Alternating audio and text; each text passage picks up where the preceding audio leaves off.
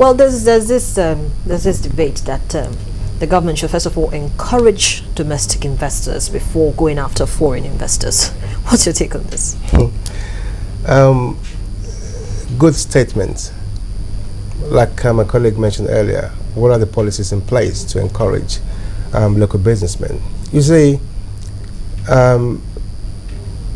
in the West, if you want to go into business, there are mechanisms in place that actually guide you.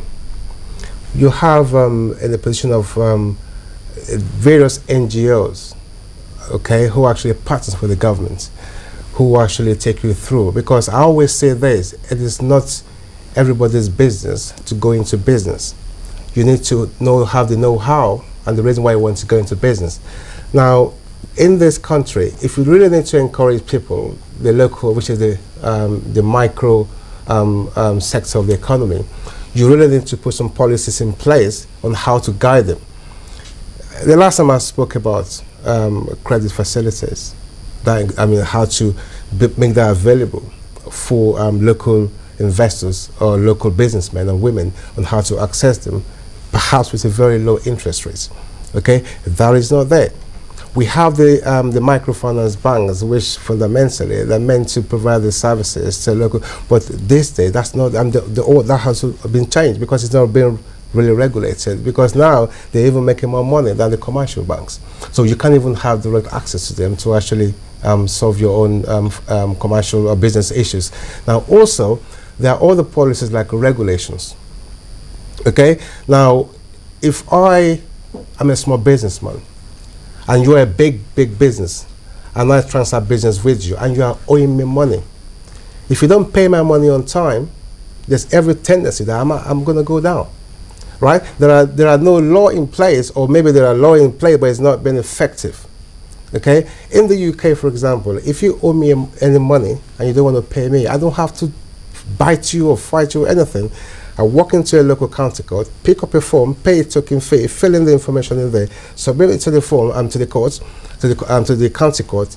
In the next maximum 3 weeks, right? I must have result back because they will come to you and tell you you're owing this XYZ. If you don't pay that money, we will come after you. At the end of that three weeks, if you don't pay that money or say to that person you're owing, the bailiffs will come and clean you up.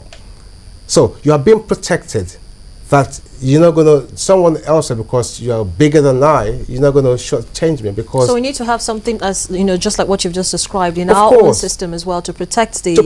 local investors. Yeah, because it could happen if that is not in place. I mean, local versus local could change themselves. And of course, when the foreign investors comes in as well, they could play on them. They would do the same thing because those...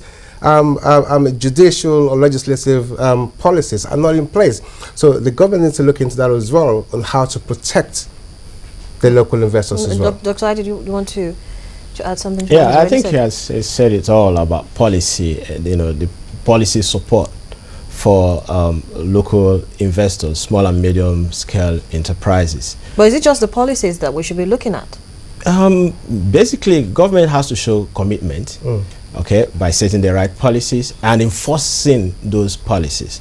Okay, policy making is one thing. Enforcement of those policies is a different thing altogether. So if the policies are not enforced, if regulations are not enforced, it's still as good as they are not there. So I think that is the biggest problem our local businesses are facing. And then he has highlighted the issue of lack of credit. Poor access to credit. That has been the burn of businesses in Nigeria. But at least in the last couple of quarters, as in the last quarter and now, finance to most of those businesses has kind of improved because there's been a lot of subventions going into on what basis? How do you key sectors. How do you? It's not about what government says. Okay, let us look at the experience of business people. Okay, we interact with business people on a daily basis at the Lagos Business School. They will always tell you that if you try to get something like a credit facility, even from the Bank of Industry or Bank of Agriculture, if they begin to narrate the ordeal, what they go through, filling all the papers, and eventually they end up not getting it.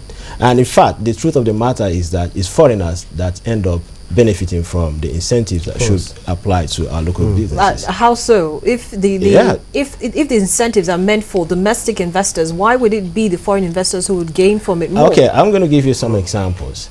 I mean, if you go around this country, you notice that foreigners are all over the place, even exporting our products. I don't know how many countries you go to in the world. I'm not saying that we should start to regulate unnecessarily or inhibit foreign enterprises operating in Nigeria. But if you go to China, I'm not sure you become an exporter in China. I mean, an exporter of Chinese products when you are not Chinese. But if you go here, everywhere in Nigeria, you see our commodities being exported by Indians. So that means there's no effective FDI monitoring mechanism. Hold on, because they have volume. They can meet all the eligibility conditions to attract government support, and they get it. A lot of people have been expressing this concern.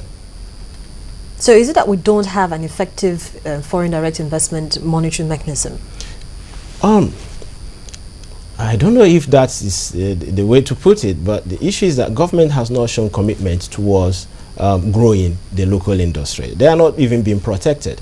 And that is the reason why you have this kind of lopsided investment in certain sectors, because foreigners want to make sure that their business interests are protected. So they will only invest in those high-yielding sectors. Okay, so where they know that they are highly protected, anyway, however it goes, they're going to get back their money. Okay, so and that is why the benefit is not trickle down. You don't have that trickle down effect in the economy. Okay, unemployment is still very, very high. 23%, I think, is actually an underestimate, because last month or so, I mean last week or so, immigration advertised for jobs. About 6 million Nigerians applied. I don't know how many positions. So if that is anything to go by, you should get some idea about the level of unemployment in the system right now. Okay, you talked about exporting. Now, we know that we have some exporting processing zones around clusters in Nigeria. Does the NEPZA, that's the Nigeria Export Processing Zones Authority, have they any role to play? You know, for instance, in attracting foreign direct investment, even though it now seems as if it's more not so much to our so much to our detriment than to encourage the growth that we're desperately looking for. I don't know if you have anything to say, but if you go to those NEPZA, the export processing zones, I don't know how many businesses operate there right now. Okay, whether foreign or domestic. Whether foreign or domestic.